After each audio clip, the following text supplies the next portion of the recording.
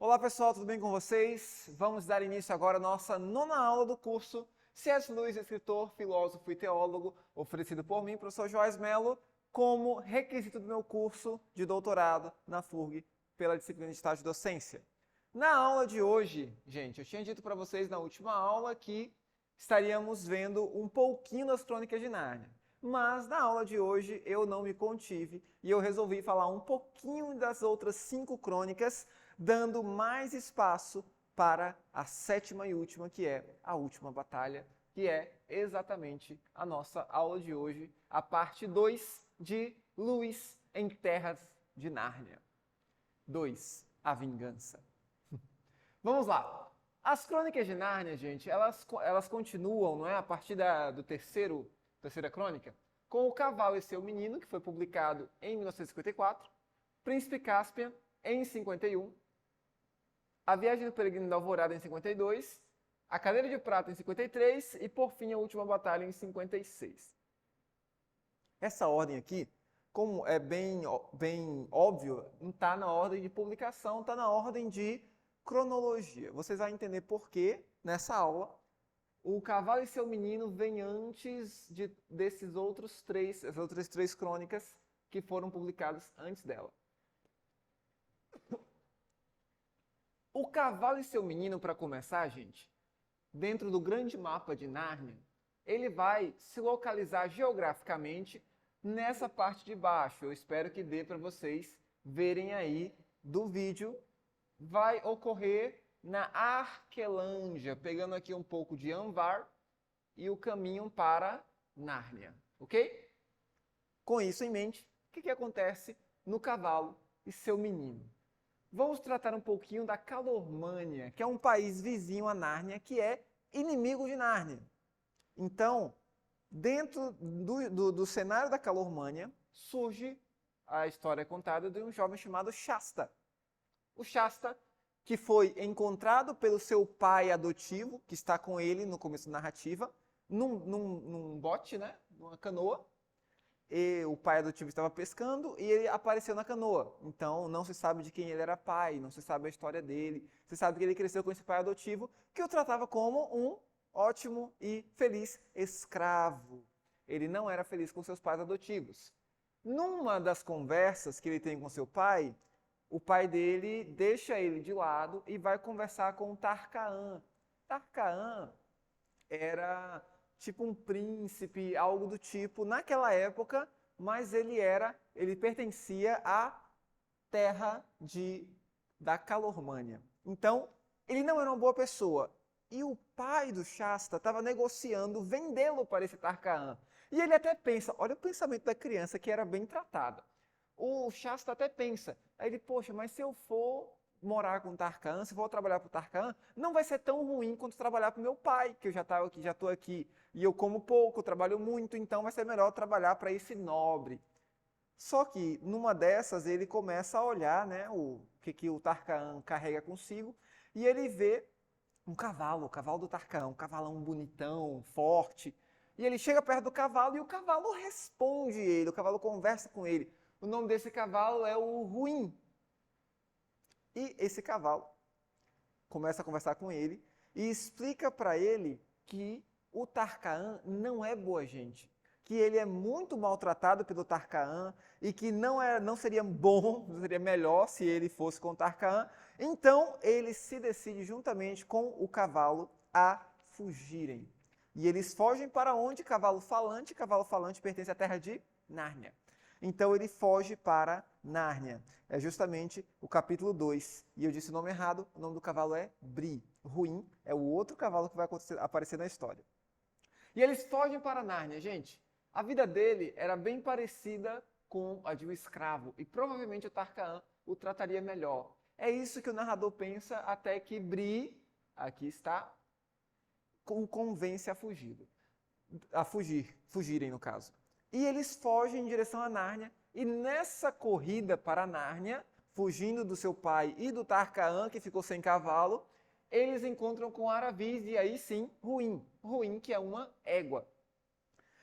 Aravis, gente, ela é parente de um Tarkaan também, de uma nobre. ela é nobre, no entanto, ela foi forçada a se casar pelos seus pais. Só que na ideia de forçá-la a se casar, ela não querendo casar tão jovem, não querendo casar com aquela pessoa, ela vai também decide fugir para onde? Para onde? Com a sua égua falante, para Nárnia. E eles iniciam aí uma viagem com muitas emoções para Nárnia. No meio do caminho, diria Drummond que havia uma pedra, no meio do caminho para eles havia a cidade de Tashbaan. Tashbaan era a cidade do grande Tisroc. Tisroc, ou Tisroc, como queira, ele era o grande imperador, o grande manda-chuva de toda a região ali da Calormânia. Um parente do Tisroc, na verdade, estava para se casar com a Susana. Sim, a Susana retorna. Aqui a gente tem a Susana, o Edmundo, se eu não me engano, tem também o Pedro e a Lucy. E a Susana está para se casar com o príncipe. No entanto, esse casamento não acontece. Por quê? Porque ela não queria se casar também. Olha que interessante, gente. O Luiz, ele retrata tanta fuga de casamento, tantas meninas fugindo do casamento e essas meninas sendo tidas como heroínas. Guarda isso daí, porque no final da aula de hoje eu vou mostrar para vocês que teve gente que acusou ele de dar protagonismo para o homem, de colocar a mulher num papel de submissão, enfim, de incentivar o machismo com seus escritos, que na verdade não faz sentido, como você está vendo até aqui. O Shasta, ele se perde do Bri, da Aravis e da Ruim, nessa cidade de Tashbaan, e acaba sendo encontrado pelo senhor Túminos, que estava juntamente com os narnianos, os príncipes, os reis e rainhas narnianas, que estavam visitando Tashbaan também. Porque ele é levado para o palácio? Porque ele é gêmeo do Corin. O Corin é filho do rei da Arquelândia, aquele país que eu mostrei para vocês aqui embaixo no mapa. E aí, se ele é gêmeo do Corin, então, se ele é gêmeo e ele não sabe quem é o pai, então ó, já fica ligado aí como o Luiz vai costurando as narrativas de uma forma bem interessante. Enfim, nessa situação aí, eu não vou entrar em muitos detalhes para não dar muitos spoilers também, aqui é só uma visão geral da crônica. Ele descobre os planos dos Calormanos para invadir a Arquelândia e ele parte juntamente com seus amigos, ele reencontra o Bri, a Aravis e a Ruim e vão entregar os planos dos Calormanos para o rei da Arquelândia. E aí, como não poderia faltar, em Nárnia nós temos uma guerra. Todas as crônicas de Nárnia serão marcadas pela presença de guerras, ou em grande quantidade, em grande intensidade, ainda que em pequenas batalhas. Mas em Nárnia sempre vai ter, quase sempre, na verdade, guerra. Ok? Depois dessa... Na verdade, o Cavalo e seu Menino, gente, ele deve acontecer naquele trecho temporal que o Leão Feiticeiro Guarda-Roupa termina. Termina com os garotos voltando para casa. Antes que eles voltassem para casa, aconteceu a história de O Cavalo e seu Menino. Depois, os meninos voltam para casa e o retorno deles se dá na narrativa, na crônica do Príncipe Caspian, que é uma das mais conhecidas então, que até filme virou, juntamente com a seguinte. Os 4 irmãos então retornam a Nárnia e aqui o ponto que os leva para Nárnia não vai ser mais os anéis do primeiro, não vai ser mais o guarda-roupa do segundo, não vai ser mais, o terceiro não tem, né, que ali seria o Cavalo e seu Menino, eles já estavam na Terra de Nárnia, mas aqui vai ser o trem. Pega o trem, segura o trem na cabeça daí, que quando a gente chegar na última batalha, esse trem vai voltar à cena como transporte para Nárnia. Os garotos estão num trem e de repente eles aparecem em Nárnia. Muitos anos depois da primeira ida, o que isso significa? Significa que, claro, obviamente, as pessoas morrem com o tempo. Então, quase todos, para não dizer todos, quase todos da primeira cena de Nárnia, do Leão Feiticeiro Guarda-Roupa, quase todos morreram. Senhor Túmulos não existe mais, nem os castores, nem... Não, a gente já tem um novo poder, um novo líder, que aqui no caso vai ser o Miraz, não é? Que aí é o tio do Caspian que usurpou o trono e está fazendo muitas maldades na Terra de Nárnia.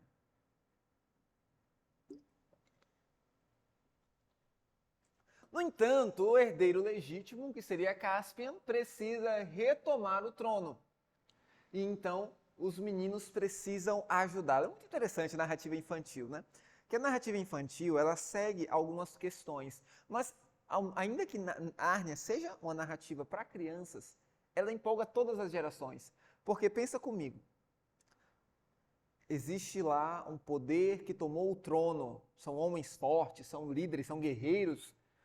Então Caspian está precisando de ajuda, Caspian vai lá tocar a trombeta para chamar os reis de volta.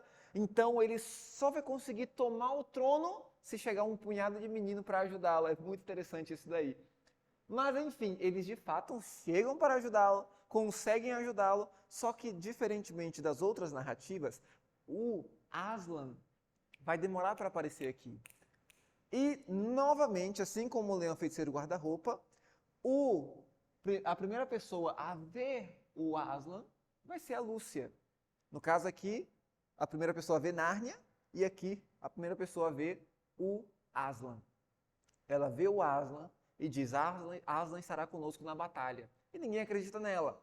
E ela fica repetindo isso e novamente entramos na estrutura da desconfiança que aconteceu já no Leão, na Feiticeira e no Guarda-Roupa. E nós temos a grande batalha em que de fato Aslan participa, ele chega para vencer a batalha e restaurar o reino. O reino novamente vai ser colocado nas mãos do seu legítimo dono, no caso aqui, não mais os irmãos, mas sim Caspian. Então, o príncipe Caspian, no final, se torna o rei Caspian. Tem até a questão lá da Suzana e tudo mais, mas os meninos não podem assumir definitivamente o reinado de Nárnia, porque eles não são narnianos. Eles chegam para dar ajudas em pontos específicos da linha do tempo. Adiante, nós vamos para a próxima crônica, que vai acontecer, como você pode ver aqui esse grande traço, no mar. Nós temos aqui a Ilha do Fim do Mundo, nós temos Cair de Paravel, nós temos aqui um trechinho também das Terras de Nárnia. E que crônica é essa? Essa vai ser a crônica de A Viagem do Peregrino da Alvorada, que você talvez recorde que é o terceiro filme que a Disney fez e que tem aquele menino que ninguém suporta, que é quem? É quem? Nada menos que o Eustáquio. Nós temos aqui como protagonistas da cena, da crônica, o Edmundo, o Justo, a Lucy e o Eustáquio.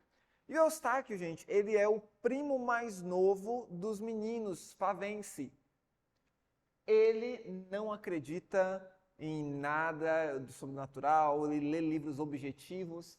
Eu acho que eu até destaquei, não destaquei, porque de fato a ideia era de reduzir ao máximo esses intercursos nesses livros, mas o Luiz, o narrador, né, ele destaca que o Eustáquio, ele gostava de ler livros objetivos, tinha livros de dados, tinha livros de matemática, ele não gostava de livros de fantasia. Então ele não acreditava na Terra de Nárnia. Quando eu via os meninos falando de Nárnia, da Terra Encantada e da viagem, ele brincava com os meninos, fazia pouco dos meninos, porque não existia assim uma Terra de Nárnia.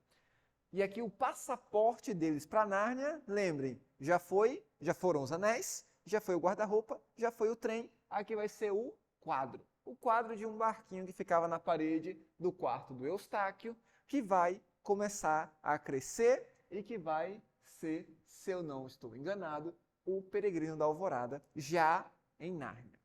Os meninos aparecem já no mar e tudo mais. O barco e o diário, como eu já expliquei, sim, no barco.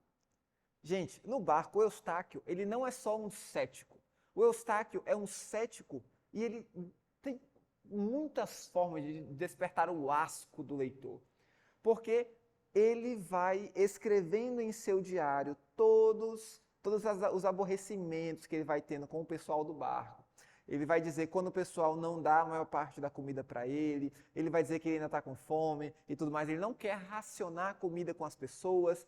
Ele vai para a terra, fica reclamando que está na terra. Ele vai para o bar, volta para o barco e fica reclamando que está no barco. De fato, ele é um personagem insuportável. E essa é a intenção do Lewis ao desenhar um personagem desse jeito. Porque ele aqui vai sofrer uma peripécia. Ele vai ter uma mudança de mente, uma mudança de caráter. Até porque é o Eustáquio que vai liderar as duas próximas crônicas que a gente vai estar vendo. Ele vai estar presente na última batalha e vai estar presente no cavalo de prata. Cavalo de prata não, na cadeira de prata também. A missão, o que eles foram fazer lá? Por que eles foram invocados no mundo de Nárnia? Novamente, pelo Caspian, não temos um grande intervalo de tempo, mas temos tempo suficiente para que a Susana e o Pedro não retornem a Nárnia. Por quê? Porque eles já estavam na fase da juventude. Nárnia é lugar de crianças. Então, como eles já estavam na idade jovem, Nárnia não era mais para eles. Agora eles tinham outras preocupações do que cuidar de Nárnia. A missão, por que os três garotos foram chamados para Nárnia? Para resgatar, para investigar o desaparecimento dos 7 fidalgos, que eram 7 nobres de Nárnia, que haviam desaparecido, obviamente, e o Caspian, já que está fazendo essa empreitada em busca dos 7 fidalgos, ele quer também achar o fim do mundo. E aí você pode lembrar, talvez, do Piratas do Caribe, mas enfim. O fim do mundo aqui é a terra de Aslan. Ele fala, gente, se a gente vai viajar tanto, lembra do mapa, né? Se a gente vai viajar tanto no mar, a gente vai chegar no fim do mundo. Não vamos bolar aí, tá, gente? Ideia de terra plana não, tá? Mas se a gente for viajando, a gente vai chegar no fim do mundo. E o fim do mundo só pode ser as terras de além-mar, vai ser a terra de Nárnia. A terra de Nárnia não, a terra de Aslan. Então vamos conhecer a terra de Aslan. E, gente, em cada ilha é muito interessante, porque em cada ilha que eles vão parando, eles têm desafios muito peculiares. Tem uma ilha, eu até destaquei aqui, a Ilha dos Anõezinhos Mágicos, que os anões, se não me engano, são cegos, enfim. Tem lá, toda que tem um mago que pode curar os anões, mas ele não cura, porque ele gosta de ver os anões brincando, os anões confusos. E, enfim, é muito interessante. É tanto interessante que virou filme, é um filme muito legal de se ver. E cada ilha, a gente tem, como eu já disse para vocês, um desafio diferente. Ou seja, é um livro, obviamente, né? É uma crônica das Crônicas de Nárnia, mas que é uma crônica cheia de microcosmos. Em cada ilha você tem um desafio diferente, você tem um aprendizado diferente, você tem missão diferente. E sim, eles encontram 7 fidalgos. O Eustáquio, ele vai se transformando ao longo da narrativa, como eu falei para vocês. Ele que era um pacifista, ele não gostou da ideia deles irem conquistar, deles irem lutar, deles terem armas, porque ele queria que tudo ficasse em paz. E, como eu disse para vocês, ele só lia livros objetivos e ele vai começar a mudar essa percepção. Em determinado momento da narrativa, não vamos poder explorar muito, ele vai se transformar num dragão, vai lá, enfim, é bem interessante também. E, gente, depois de passar por todos esses desafios, o Eustáquio já está mudado, já ter desenvolvido seu caráter, já ser uma criança legal, por assim dizer, eles chegam ao fim do mundo. E aí tem essa passagem, que é uma das passagens mais famosas de Nárnia, principalmente a mais famosa do terceiro filme, que está destacada lá no finalzinho, virou até meme, né, depois.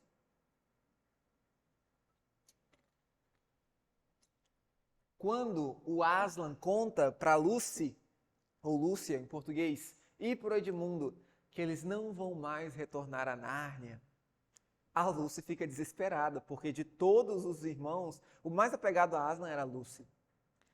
E ele diz, vocês não vão mais retornar a Nárnia. Talvez o Eustáquio retorne. E a Lucy fica desesperada, mas aí, para acalmá-la, o Aslan diz, você há de encontrar-me, querida, disse Aslan. Está também em nosso mundo? Perguntou Edmundo. Estou, mas tenho outro nome. Tem de aprender a conhecer-me por esse nome. Foi por isso que os levei a Nárnia, para que, reconhecendo-me um pouco, venham a me conhecer melhor. Gente, que passagem poética, que passagem bem escrita. Aqui o Lewis ele revela não só a alegoria de Nárnia. Nárnia é quando Cristo cria, é uma suposição como seria se Cristo criasse uma outra terra. Mas aqui ele mostra que a ideia de conhecer Aslan em Nárnia é reconhecer Cristo na terra.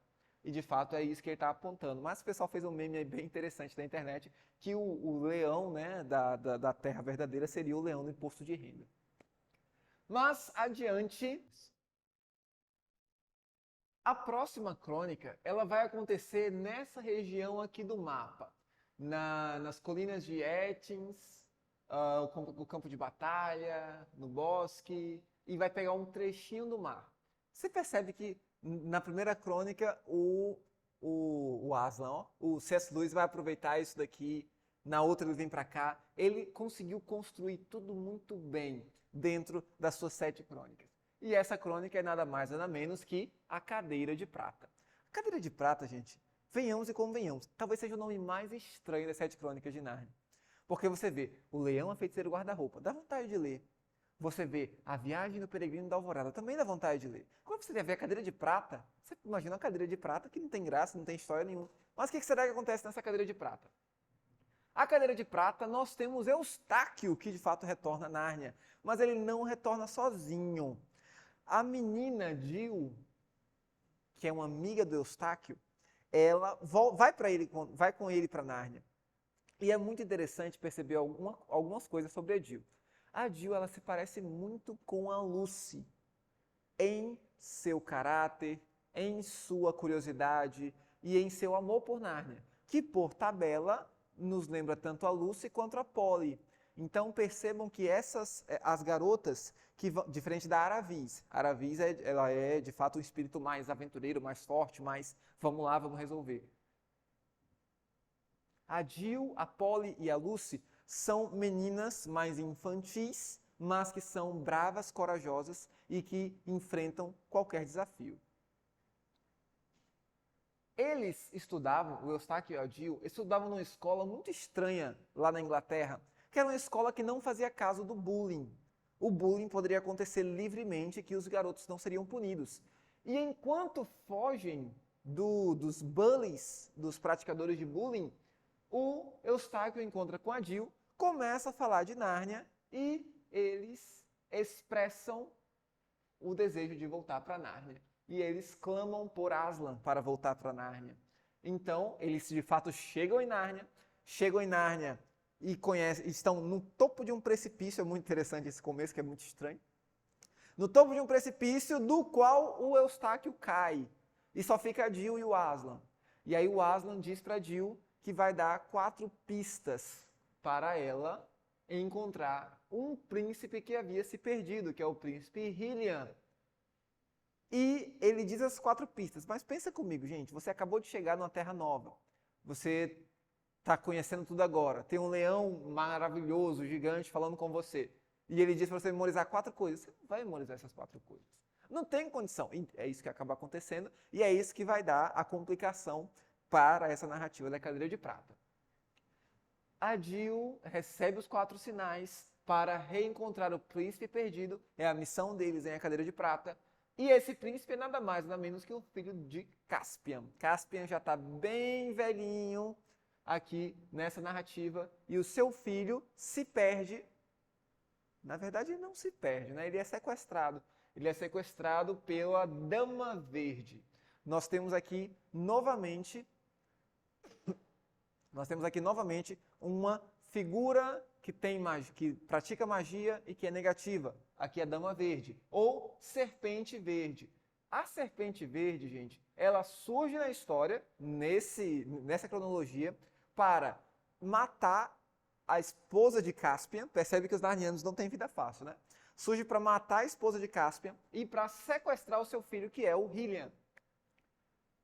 No que os meninos se motivam para buscar o Hylian, para ir em busca do Hylian, resgatar o Hylian, na verdade, eles encontram corujas, que vão ser os animais que vão dar o aporte para eles, e encontram também, e como eu comentei com vocês, eles vão esquecer, né, das pistas, e eles encontram também esse ser chamado de Paulama, o Paulama que é chamado de brejeiro. ele é um paulama que é a mistura de um homem com um sapo, imaginem como quiser. Esse paulama vai ser essencial nessa história. É um nome muito engraçado também. E eles encontram, com a ajuda das corujas e do paulama, eles encontram a Dama Verde que havia prendido o Hylian com ilusões. O Hylian pensava que ele estava no calabouço, escondido, e ele pensava que estava sendo preparado para a guerra, para ir conquistar o seu reino e então virar rei. Só que, na verdade, a Dama Verde estava preparando ele, juntamente com o exército, para atacar a terra de Nárnia e conquistá-la.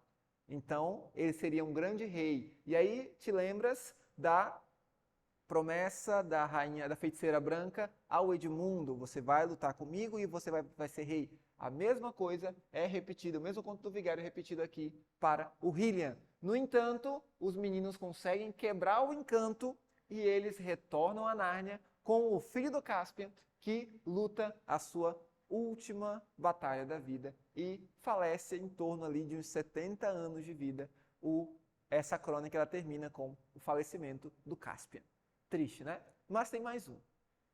A última batalha. A última batalha eu não puxei o mapa. Eu não puxei o mapa porque acontece em Nárnia toda. Mas para a última batalha, que é o que a gente vai estar estudando de fato nessa aula, a gente teve só até aqui introduções. Nesse daqui a gente vai deter e analisar tintim por tintim os personagens, os eventos e as implicações desses eventos, os intertextos que eles fazem e um possível significado ou alegoria que a gente possa destacar de cada um deles. Primeiramente, ele foi publicado em 56 e ganhou o prêmio de melhor livro infantil. Você vê que outra coisa não, mas prêmio C.S. Lewis ganhou muitos na vida, né? Era 1 para garotos, 200 para os narnianos. Exatamente, 1 ano, tá, gente? Aqui tá errado. 1 ano se passa para os garotos, Eustáquio e Dil, mas 200 anos se passam para os narnianos.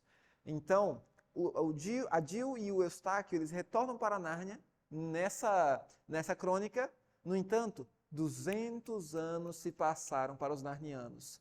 O Hylian faleceu, o Paulama também, todos aqueles amigos que eles ficaram para trás no passar do tempo. E, se eu não me engano, o rei que vai estar em Nárnia vai ser um tataraneto do Hylian, que ainda vai lembrar do Caspian, ainda vai lembrar daqueles meninos que ajudaram a achar o Hylian. E a disputa pelo poder, é muito interessante falar sobre esse tema. É um tema geral, não só da última batalha, mas de todas as 7 crônicas de Nárnia. A gente tem, na primeira crônica, a feiticeira, chamada Jades, né? Na primeira, tentando ser rainha.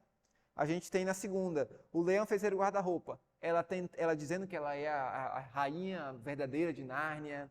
A gente tem, enfim, em cada crônica dessa a gente consegue ver uma disputa por poder, uma batalha por ele e sempre a permanência, sempre a vitória do time em que Aslan se encontra.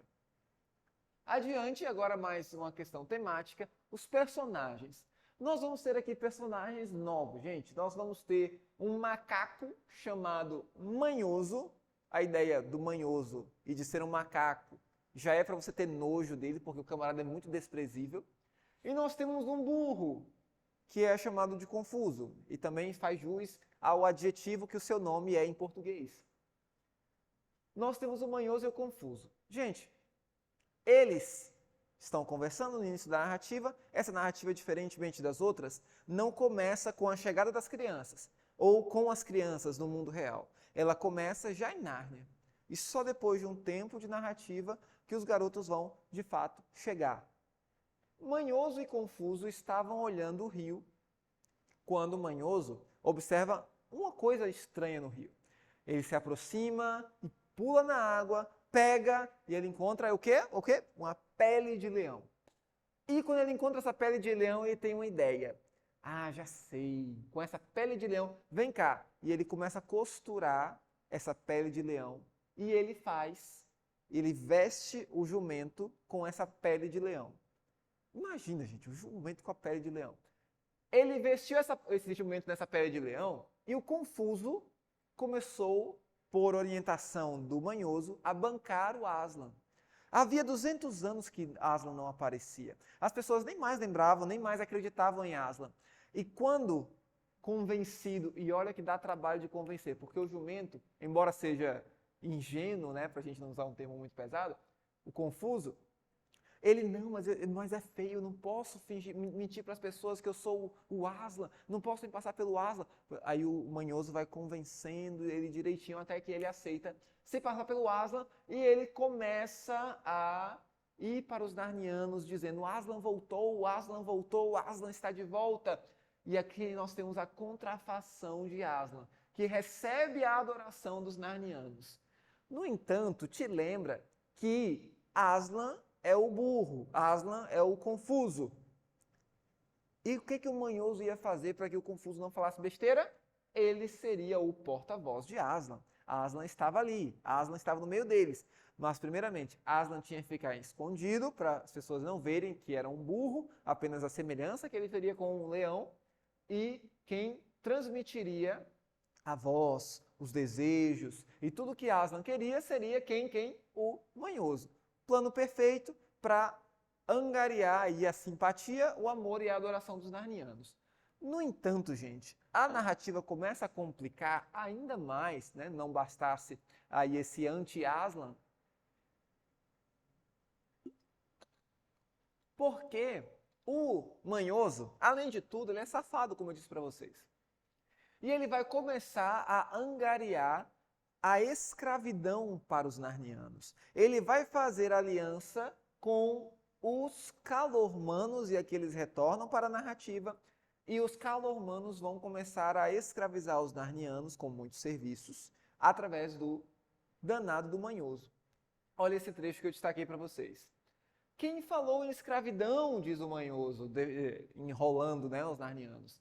Vocês não vão ser escravos coisa nenhuma. Serão pagos, muito bem pagos. Quer dizer, o salário de vocês irá para o tesouro de Aslan, e ele utilizará tudo para o bem de todos.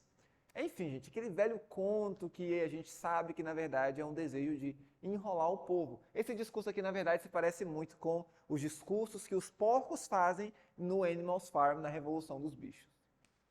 Adiante, a gente consegue ver que eles vão introduzir outra questão complicada. Além da contrafação, além da escravização, eles vão começar a pregar um sincretismo religioso, tendo em vista que Aslan era o deus deles, né? Nós pertencemos a Aslan. Por que reivindicar isso? Porque o manhoso, ele estava inserindo na crença dos narnianos uma dualidade. Ele estava dizendo que não era só Aslan, mas tinha Tesh. Tesh, gente, é o deus dos calormanos. Aslan dos narnianos, Tesh dos calormanos. Os narnianos não adoravam Tesh, assim como vice-versa. Só que, quando eles observam que elementos do culto de Tesh estão sendo colocados para eles, eles reagem dizendo: nós pertencemos a Aslan, eles pertencem a Tesh. Tesh, diz Manhoso, é apenas um outro nome de Aslan. Toda aquela velha história de que nós estamos certos e os calormanos errados é pura bobagem. E aí, com isso, o Manhoso ele vai pregar uma ideia de uniformidade religiosa. Essa uniformidade religiosa, C.S. Lewis, como grande apologista cristão, não é a favor. Por quê? Para que haja uma uniformidade religiosa, é necessário que todas as religiões se desfaçam, porque elas são não oponentes, mas elas são opostas. Para que o Deus cristão seja verdadeiro, para que Jesus Cristo seja Deus, é necessário que Alá não seja, porque eles são diferentes. Para que Cristo seja Deus, é necessário que Buda não seja. Não dá para dizer que uma coisa é outra coisa, porque uma coisa anula a outra coisa. E é isso que o Aslan, que na verdade o Lewis, vai inserir nesse trecho aqui. Então, gente, em todo esse cenário aqui de contrafação, escravização e alteração do caráter de Aslan, o Tirian, que vai ser o parente do Caspian, parente do Hylian, que é o rei de Aslan no momento, rei de Aslan não, rei de Nárnia no momento, ele observa isso tudo e ele faz uma prece para Aslan. Aslan, Sempre que as coisas estavam na pior, eles apareciam. Aslan, venha ajudar-nos agora. Então, Aslan chama. Na verdade, não é Aslan que chama. Olha o que acontece. Tyrion nunca imaginara que o fato de um macaco inventar um falso Aslan pudesse levar as pessoas a deixar de acreditar no verdadeiro Aslan. Tashlan é o termo que eles vão utilizar para unir Tesh a Aslan. Para misturar as duas religiões, eles criam um deus que não é o deus nem de uma nem de outra. Então, com Tashlan e a chantagem do macaco, Nárnia começa a afundar, o que leva o Tyrion a fazer a sua oração, porque o próprio Aslan e o caráter de Aslan, as histórias de Aslan, estavam sendo desacreditadas por causa do misticismo, por causa do sincretismo religioso que estava acontecendo em Nárnia. Então, o Tyrion clama por ajuda. Na sua oração, ele surge como um fantasma no mundo real, na Inglaterra. E ele vê 7 pessoas num trem. Essas 7 pessoas eram o Diggory Kirk, professor Kirk, a Polly, o Pedro, a Lucy, o Edmundo, enfim. Ele vê essas pessoas no trem e ele a chama, tenta comunicar alguma coisa e tudo mais, e através disso a Jill e o Eustáquio chegam após verem o Tyrion. Como eles chegam, não se sabe. Nós já tivemos o guarda-roupa, nós já tivemos anéis, já tivemos um quadro, já tivemos um trem, mas eles não sabem como chegam a Nárnia, a priori. Mas eles já chegam e a guerra é travada. Lembra, só precisava de algumas crianças para que a guerra começasse. Então a guerra começa. De um lado, os narnianos fiéis a Aslan e contra o falso Aslan, que era o burro vestido de leão. E do outro lado, os outros narnianos que não acreditaram, que, na verdade, que acreditaram que aquele falso Aslan, o Teshlan, mistura de Tesh com Aslan, era o Deus verdadeiro, né? Era o Senhor dos narnianos. Aqui estou eu, Tyrion, rei de Nárnia, em nome de Aslan, a fim de provar com meu próprio corpo que Tesh é um espírito imundo, o macaco é um grande traidor e esses calormanos dignos de morte. Quem for narniano de verdade, que fique do meu lado. E poucos ficam do lado dele, mas mesmo assim, como narnianos de verdade, eles sempre vão para a batalha. Aslan, a priori, não surge para ajudá-los e a batalha acaba indo para a perdição. Eles convocam anões e arqueiros, e quando vêm os anões e arqueiros vindo de longe, essa cena é muito interessante, eles, olha gente, agora a gente vai vencer a guerra porque, eles com os centauros do seu lado, vamos vencer a guerra porque os anões estão chegando, e os anões são exímios arqueiros. No entanto, os anões vêm para ir contra o Tyrion e seu exército, e eles acabam de fato perdendo a guerra pela primeira vez em todos os 6 conflitos que há no livro, nas Crônicas de Nárnia. O rei de Nárnia perde a guerra. E eles acabam recuando, até a chamada Porta do Estábulo. E nessa Porta do Estábulo, o rei de Nárnia deve travar, o último rei de Nárnia deve travar a sua última batalha. E daí o título da crônica. Essa última batalha, gente, vai acontecer nesse contexto e surge esse ser aqui, lindo e maravilhoso, como vocês estão vendo, que é o Tesh.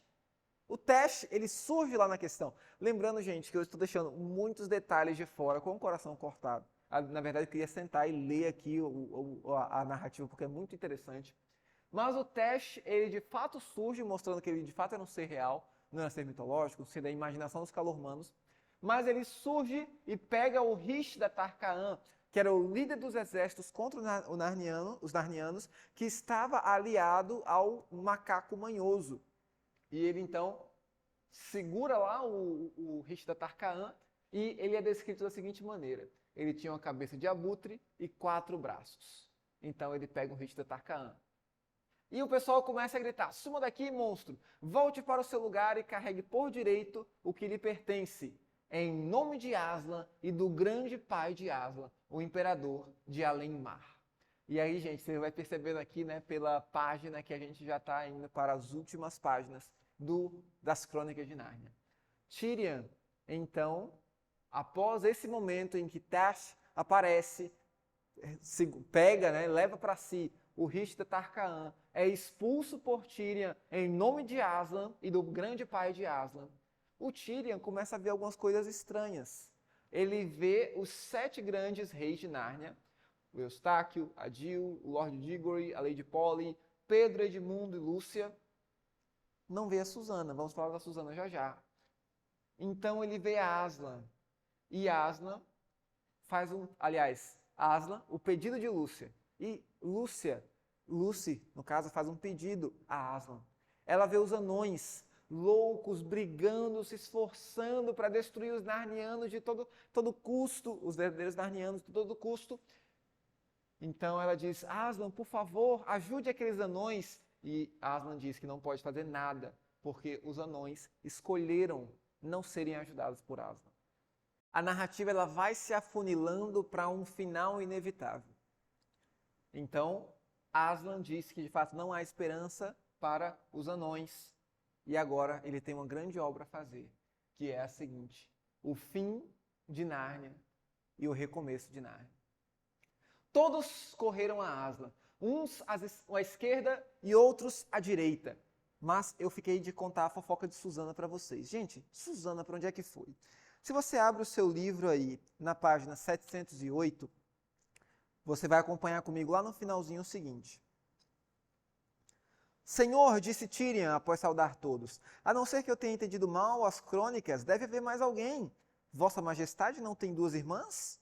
Onde está a rainha Susana? Minha irmã Susana, respondeu Pedro, breve e gravemente, já não é mais amiga de Nárnia. É verdade, completou Eustáquio, e cada vez que se tenta conversar com ela sobre Nárnia, ou fazer qualquer coisa que se refira a Nárnia, ela diz, mas que memória extraordinária vocês têm! Continuam no mundo de fantasia, pensando nessas brincadeiras tolas que a gente fazia quando era criança. Essa Susana, respondeu Dio, agora só pensa em lingeries, maquiagens e compromissos sociais. Aliás, ela sempre foi louquinha para ser gente grande. Gente grande? Pois sim, disse Lady Polly. Gostaria que ela crescesse de verdade. Gente, a Susana, ela não é mais amiga de Nárnia. A Susana, diferente dos seus irmãos, ela escolheu não ir mais a Nárnia. Ela colocou Nárnia no seu esquecimento. Muitas pessoas utilizam isso daqui para dizer que Susana foi condenada ao inferno porque queria ser gente grande, porque queria se interessar por maquiagem e por garotos. Como a gente vai ver um crítico a seguir que vai falar isso daí.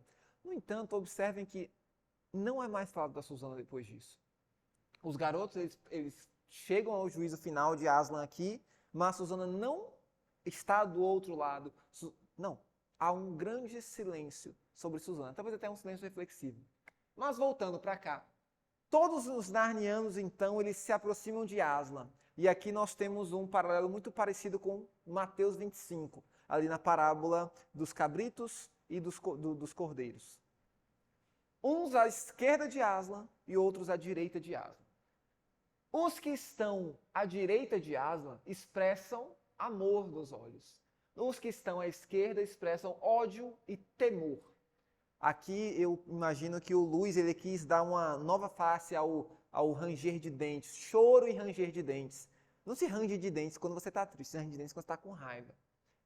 Alguns entram pela porta e outros perdem a voz. E esse trecho aqui eu escolhi também para ler para vocês, porque os seres de Nárnia, que não optaram pelo lado de Aslan, eles voltam à irracionalidade, perdendo a voz.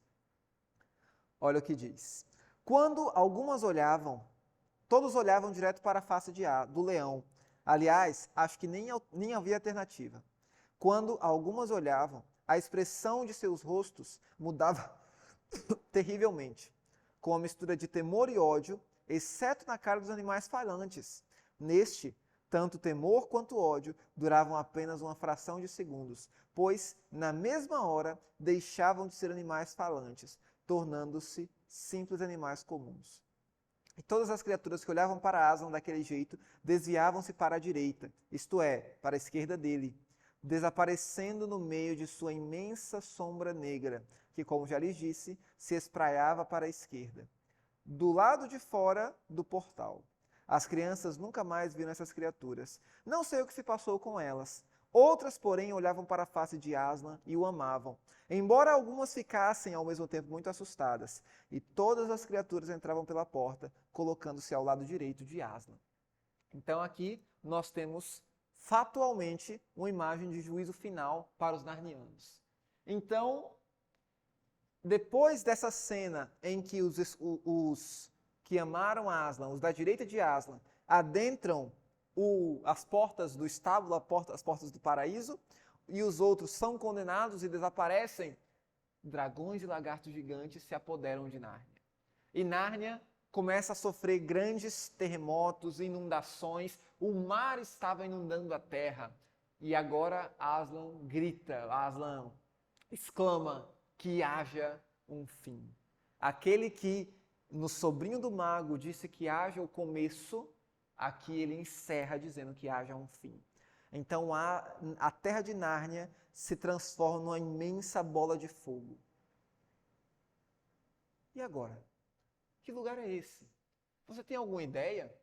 Ele me faz lembrar alguma coisa. Nárnia não morreu. Isto é Nárnia. Os meninos, então, pensando, contemplando tudo isso, protegidos ao lado de Aslan, eles começam a ver uma nova Nárnia. Eles começam a ver coisas muito parecidas com o que havia antes. E eles começam a ver, esse lugar não me é estranho, eu conheço esse lugar é Nárnia.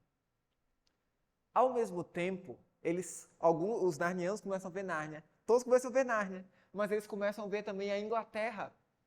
E então é explicado que a Inglaterra não é a Inglaterra de outrora, a Inglaterra do mundo real aqui, mas é a Inglaterra dentro da Inglaterra, a verdadeira Inglaterra, do mesmo jeito que isso é a verdadeira Nárnia. Eles estão vendo nada mais nada menos do que um mundo recriado por Aslan.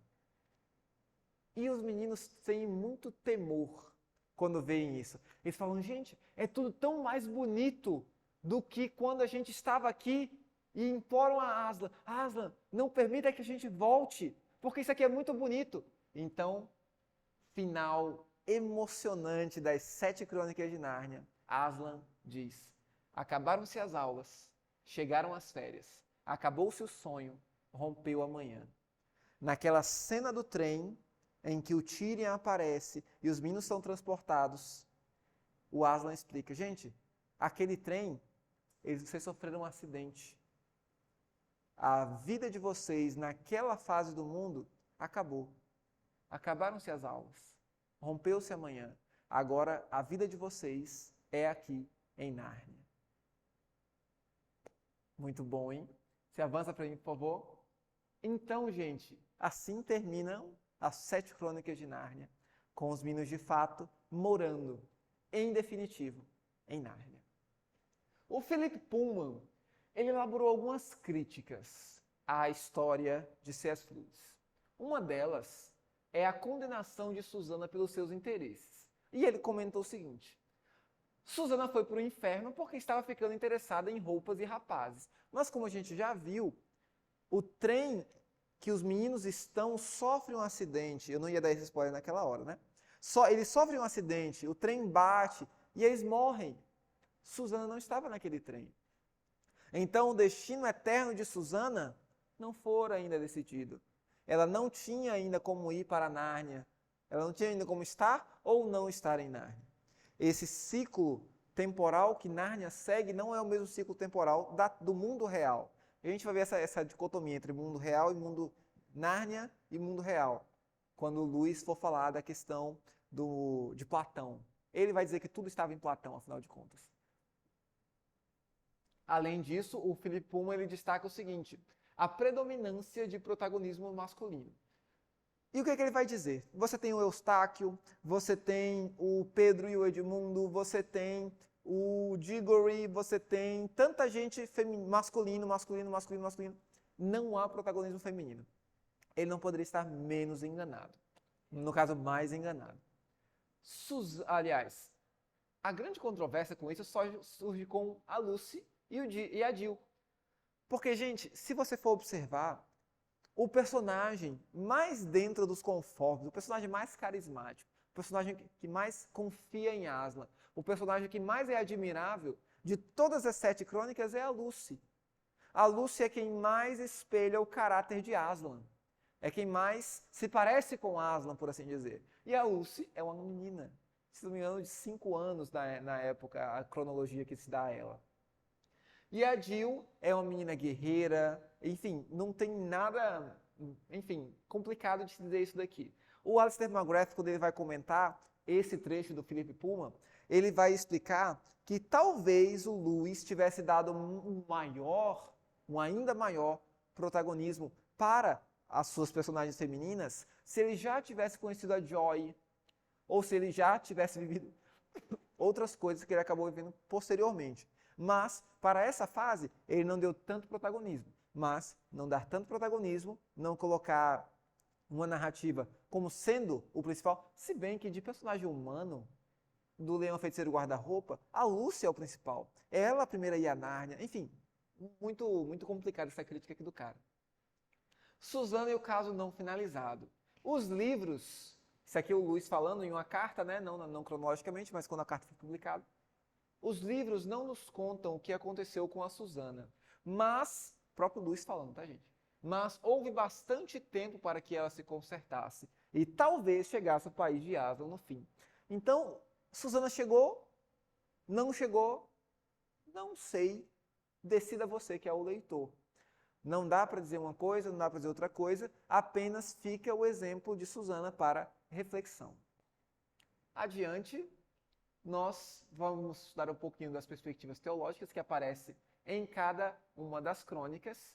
No Sobrinho do Mago, nós temos a criação de Nárnia e a queda, a criação, a origem do mal e a queda, é quando o pecado vai atingir Nárnia. No Leão, a Feiticeiro Guarda-Roupa, nós temos a primeira vinda de Aslan, a próxima vinda de Aslan após a criação, à Terra de Nárnia, onde ele expia os pecados de Edmundo e dos narnianos. Na última batalha, nós temos a segunda vinda e o julgamento final de todos os seres. Então, gente, como vocês podem ver, as Crônicas de Nárnia, elas estão completamente alinhadas teologicamente com a perspectiva cristã. Eu vi recentemente, até para elaborar essa aula, algumas reflexões no YouTube de pessoas que falaram na última batalha e tudo mais, e algumas pessoas disseram que não gostaram da última batalha, embora seja minha favorita, junto com o Leão Feiticeiro Guarda-Roupa. Por quê? Porque se você não tem uma perspectiva cristã, gente, não tem como você aproveitar uma narrativa escrita por um cristão sem entender o background que o envolve. Por mais que você não goste da religião cristã, por mais que você não concorde com os pressupostos cristãos, tudo bem. Mas para aproveitar completamente a experiência literária que este livro pode te dar, você vai ter que entender e absorver sem preconceitos. Assim como para aproveitar George Orwell na Revolução dos Bichos, se eu fosse comunista, eu teria que deixar a minha crítica ao não comunismo dele, ao contra-comunismo dele, para aproveitar a narrativa. Então, a narrativa, ela pressupõe que você se dispa de suas pressuposições e de seus preconceitos para aproveitá-la completamente. Então, como Nárnia, as Crônicas de Nárnia, né? Falando metonimicamente, é alinhado com a perspectiva cristã, para que se aproveite a narrativa completa, é necessário ter isso em mente. Afinal de contas, a teoria está aí unicamente para quê? Para fazer com que a gente explore ainda mais a profundidade do texto literário. Terra de Sombras, sim. E aqui, você deve estar se perguntando, ué, Joyce, mas e as 4 crônicas que ficam no meio? Você não colocou aí a Cadeira de Prata, o Cavalo e Seu Menino, e as outras 2? Por quê? Se não me engano, é o próprio Lewis ou é o Alistair McGrath que vai comentar que, embora o Sobrinho do Mago seja criação, o Leão Feiticeiro Guarda-Roupa seja a primeira vinda de Cristo e a última batalha seja a segunda vinda de julgamento, as 4 do meio são nada mais nada menos do que as batalhas e dificuldades enfrentadas durante esse tempo. Então, nós temos uma cronologia quase que muito semelhante à do povo de Israel, por assim dizer, na Bíblia, onde as coisas começam, se desenvolve, há um grande evento e no meio dessas coisas há muita complicação. E aí nós teríamos as aventuras que são um interlúdio até a segunda vinda e julgamento de Aslan. Terra de Sombras. Terra de Sombras porque o Lewis, na voz do professor Diggory, o professor Kirk, né? Ele vai comentar que tudo está em Platão. E o Lewis ele vai propor que Nárnia seria uma sombra da verdadeira Nárnia. Ao mesmo tempo, ele vai propor para a gente o dualismo platônico, em que esse mundo é apenas uma sombra das coisas por vir. E aí ele vai estar repetindo uma tendência que vai começar com Agostinho, na verdade ali na patrística, teologicamente, de importar conceitos da filosofia platônica, da filosofia grega, para entender a religião cristã. E através disso ele vai mostrar que esse mundo, no caso aqui Nárnia, é apenas uma sombra da verdadeira Nárnia, sendo esse o mundo real, o mundo das coisas, e este, o verdadeiro, o mundo ideal, o mundo das ideias. Então, tudo se conclui com o grande julgamento e um novo céus, no caso, uma nova Nárnia. Então, gente, essas são as nossas considerações sobre as 7 crônicas de Nárnia. Não deu para expandir, para aproveitar tanta coisa quanto eu tinha em mente, ou quanto, enfim, não é possível esgotar todos os temas trabalhados no livro, mas posso dizer com segurança para você, se você está assistindo isso daqui até aqui, e você não leu e está achando que já sabe tudo, leia, que você vai com certeza se despertar para muito mais coisas que eu não destaquei aqui. Então, gente, ficamos por aqui, tá bom? Já vou estar lançando o link, se você está inscrito no nosso curso, para a gente trocar uma ideia, você dizer qual crônica você gostou mais, lá na nossa reunião do Meet. Tá ok? Até mais!